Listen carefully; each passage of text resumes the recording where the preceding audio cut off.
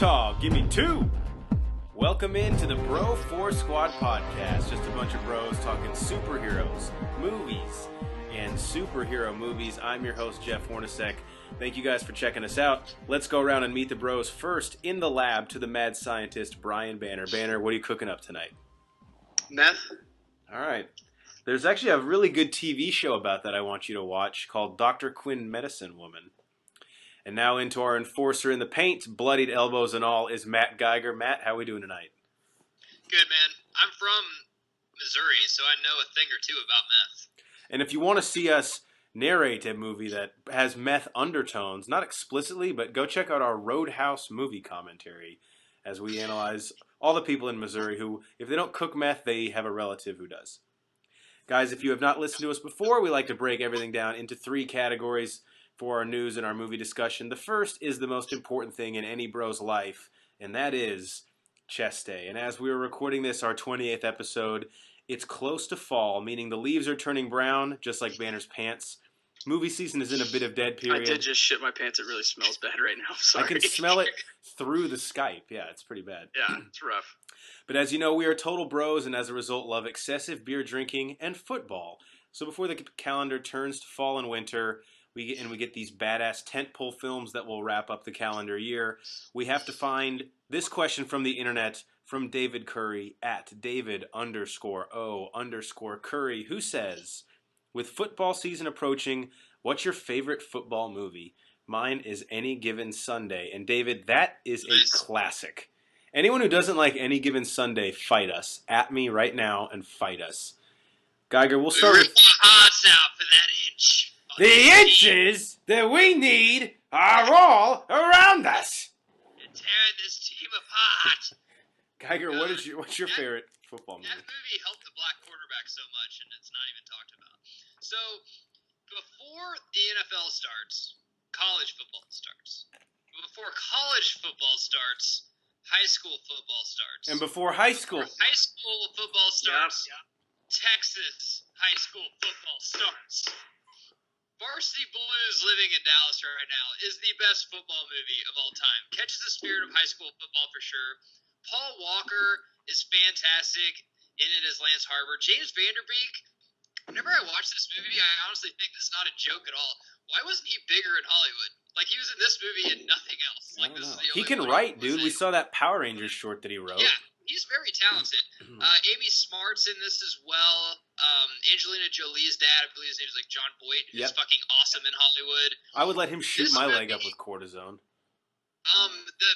Scott Caan is in this as well. Yeah. It's Tweeter. Fantastic movie, well written, very simple comedy, really funny. It's got a really good story to it too. Everyone plays a role perfectly.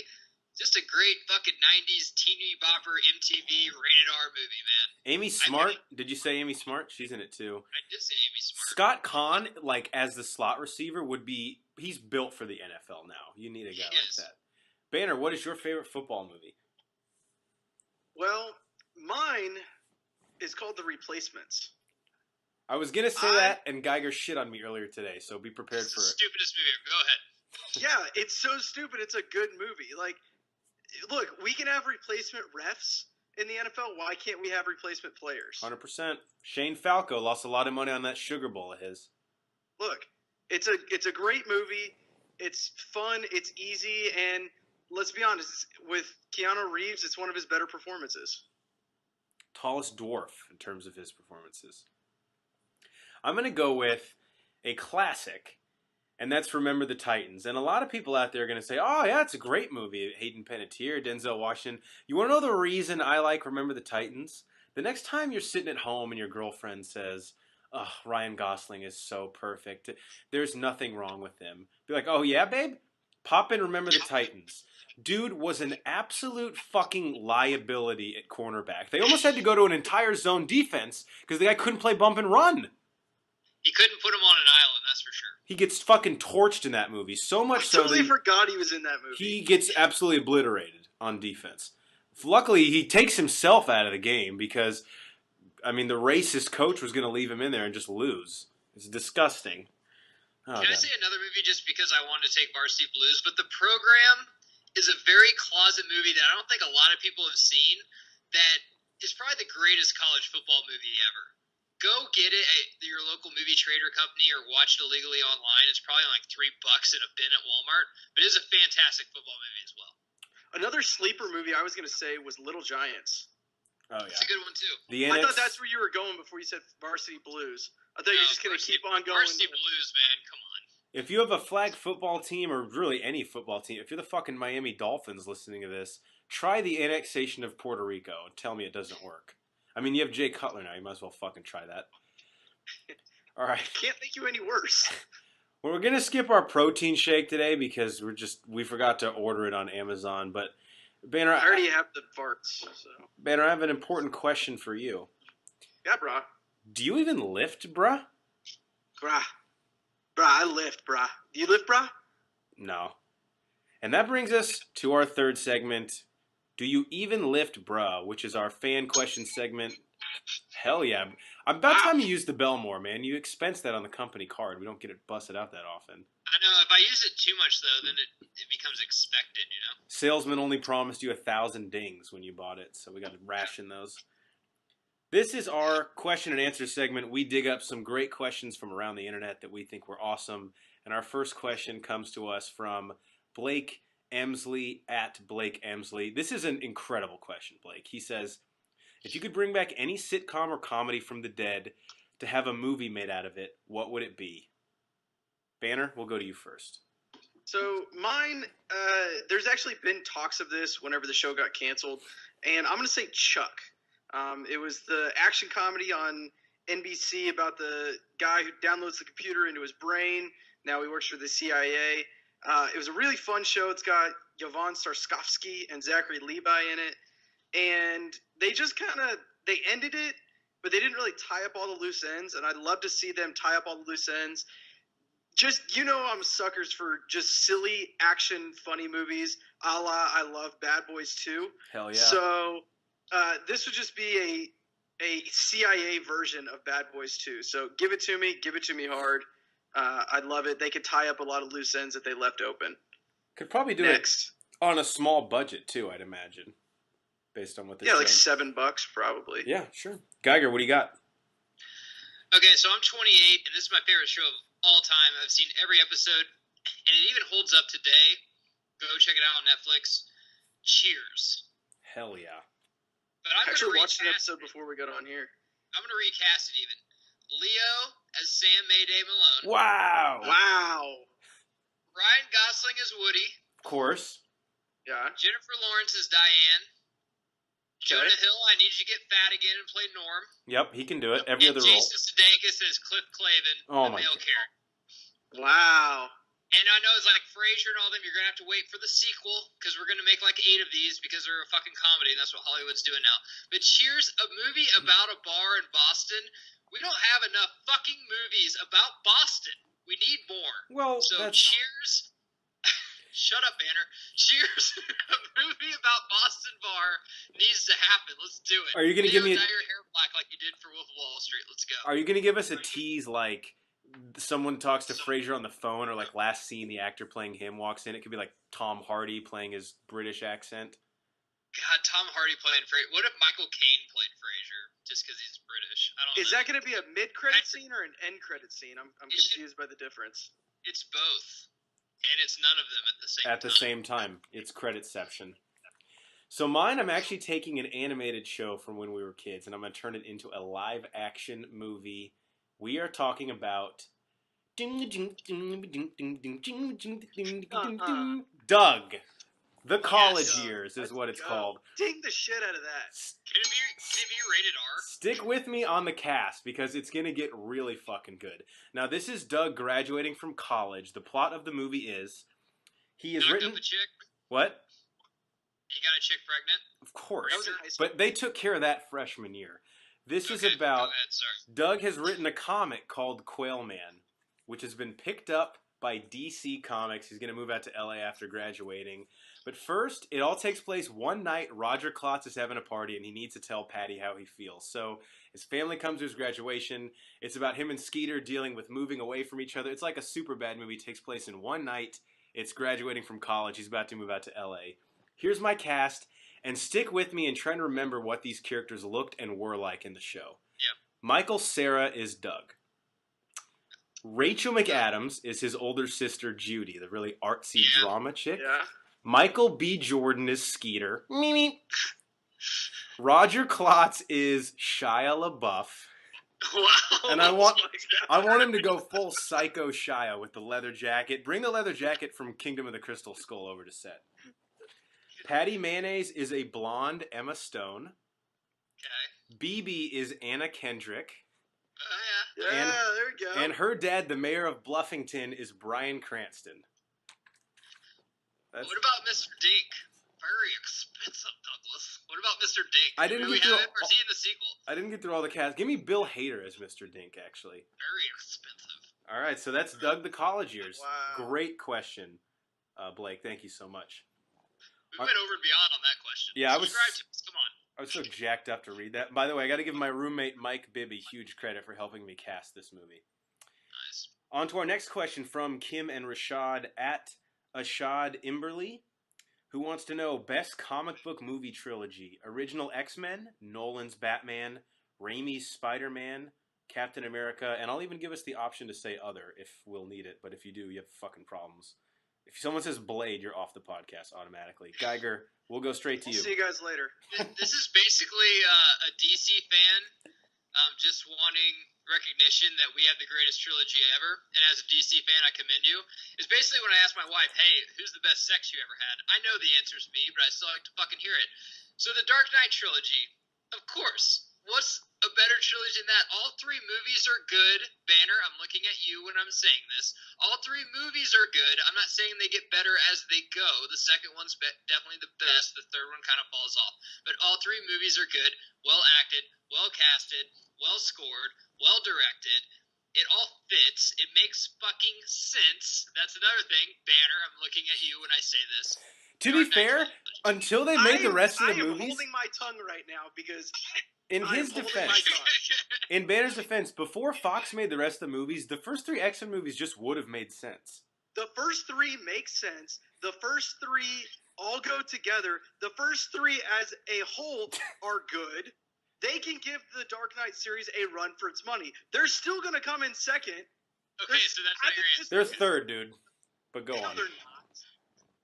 Dude, Come on. Winter Soldier, What? What's over X-Men? Winter Soldier and Civil War alone are, and the first. Here's the thing, between X-Men, Captain sucked. I What? don't know. but it's not as bad a stinker as Spider-Man 3 or X-Men 3 was. The first cap. I think X-Men 3 is better than the first Captain America, I think. In a year, it's not even going to be the best Dark Phoenix X-Men movie. So Don't you love how I was shitting on Banner, then I immediately turned on you, joined Banner's side, and was fighting I fighting respect with it. Banner against you. I would lose respect for you if you didn't do that. I'm gonna actually agree with you, Geiger. I'll say the Batman movies only because they all have like a worse movie, obviously, but The Dark Knight Rises is probably the worst of those three, and it's still way better than the worst movie in any of the other trilogies. I Yeah. think. So, Banner, anything to add? No, I mean, I think the Spider-Man, because obviously we didn't bring that up, the Spider-Man trilogy doesn't really hold up these days. Like, the first one, what it did for pop culture was huge. And I really like the second one with Doc Ock, mainly because it was Doc Ock. But the third one was so bad. So bad. Topher Grace. It was Ugh. so bad. There's no way that it can get recognition here. But I think that, obviously, the Batman series is first, and X-Men, I'm going to say it's better than Captain America, but you can make an argument that they're interchangeable. I think I Topher think Grace. X-Men second. Topher Grace probably lives in the apartment above Geiger with Joel Schumacher and Brandon Routh. He's probably just sleeping on the pull-out couch, giving him like $100 Yep. bucks. Me and him watch that 70s show all the time. He's like, I'm in that. I'm like, yeah, I know, dude. He's like, yeah, I'm actually waiting on some royalty checks from that so I can buy food. All You're right. also in Todd Hamilton Must Die, or whatever the fuck that movie When- was. So. You just combined John Tucker Must Die and Win a Date with Tad Hamilton. That's a Yeah, they're pretty much the same movie, aren't they? great question, though. Anytime we can make a Marvel and a Fox fan just admit that DC is awesome, it's a great question. And So one time good job. we can turn on each other like wolves fighting over a T-bone on a turn of a dime. All right, our last question comes to us from Grant at MK Songbird, and he says, "What films released in the past 5 years do you think have the greatest chance of becoming a classic in 15 to 20 years? This was an awesome question because I think of classics as comedies that really hold up, like that you have to show your kids, hey man, this is going to make you die laughing. Like the Christmas Vacation and the original Vacation, or like Spaceballs, or like Dumb and Dumber, like we'll show our kids that. But for me, I just looked up like some of the best movies in the past 5 years. One that I think we're not going to realize how special and unique and how good the performances were, but I think Wolf of Wall Street is a movie in like 10 or 15 years we're going to be like, holy shit, that movie was awesome. Geiger, what do you think? Okay. This is why we have I show have more notes. intro to it than you. You but what? I'll just go off of it. The cocaine fan mobster dude has not gone anywhere. I am one of them, and I still have money, and I want to go see a movie about cocaine and mob shit. And I really want Black Mass to be that movie. But dude, I loved it, and I haven't even fucking seen it since I went to the theater. So as a default, I'm gonna side with Jeff, dude. Wolf of Wall Street is one that's on FX all the time. It's a movie that actually, I mean, you have to watch it rated R, but even when it's on TV, it still holds up and is fucking fantastic. And it's something that I think my kid will watch. It's Boiler Room meets Goodfellas meets Blow meets fucking Godfather. It meets it all. And it's it basically Meets Blow again. Meets Blow again. Yeah, it meets Blow again. I picked Wolf of Wall Street too. All right. Well, you're not wrong, Banner. So I did two because I'm a pussy and couldn't actually decide on one. I did a funny one, and then I did one that I think is going to be almost turned into a cult classic, like a Roadhouse or something like that. Pain and Gain. I think that one. What the fuck? Give it 20 years. Give it 20 years, and we're going to be like, this movie's so fucking bad, people are going to like it. Okay. Once again, your boner for Michael Bay just escapes me. I just don't understand. Banner, honest question. Never will. Does Michael Bay have like a sex tape with you and he's like holding it for ransom over you? Since Banner sucked Michael Bay's dick again, and Jeff, sorry, I didn't. Hey, like, I'm breaking the fourth wall. I didn't read the fucking notes. I had Wolf of Wall Street. Jeff had it first. Can I say Get Out is going to be that movie? Get Out's a Not only great for one. African Americans, but also for this to basically all show our kids. I'm like, dude, this is what African Americans feel like today. Whenever we're like, hey man, I like Bruno Mars. You know, can we relate? Like, I mean, it's awkward for them. It's a fantastic movie. Whenever I went to the theaters and check out a review on it, whenever we left the theater, I'm like, I've never felt this way out of a movie before. I know I'm young and haven't went to very many movies, but it was a weird feeling leaving that theater being like, okay, you almost put me in the shoes of African American and you can actually kind of feel what they have gone through. I think that's a movie that is not going to go anywhere. Yeah. Anytime soon. It's probably going to get bigger as it goes. Agreed. All right, Banner, what's your second one? I was going to say Magnificent Seven, so fuck you, Geiger. You fuck you. Did Michael Bay direct that too? He's like, and also Transformers The Last Night was one, I think, before time. If I could say Bad Boys 2, I would, but we all know that I can't because it doesn't meet the last 5-year criteria. So, if it is what it is. Playing the Bro Force Squad drinking game at home, that's, I believe, 3 Bad Boys 2 references this episode. Yeah.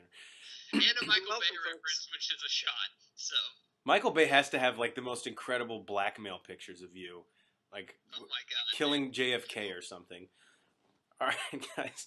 For the mad scientist, Brian Banner, and our enforcer, Matt Geiger, I am the playmaker, Jeff Hornacek. I just gave myself that nickname. It's going to stick, though. We are the Bro Force Squad podcast. Be sure to check us out on all of our platforms. Follow us on Twitter, @Bro4Squad. Give us a like on Facebook, Bro Force Squad Podcast. Subscribe to us on iTunes and YouTube. If you could leave us an iTunes review, that would be awesome. Bro Force Squad, that's 3 words. And check out everything we're doing. Check out our squad blog and the Bro Force Squad Hall of Fame, newly added on our website, broforcesquad.com. For the other bros, again, I'm Jeff Hornacek. Thank you, and we will catch you next time. Guys, it's going to be a classic. Just wait. When's your and Michael Bay's wedding?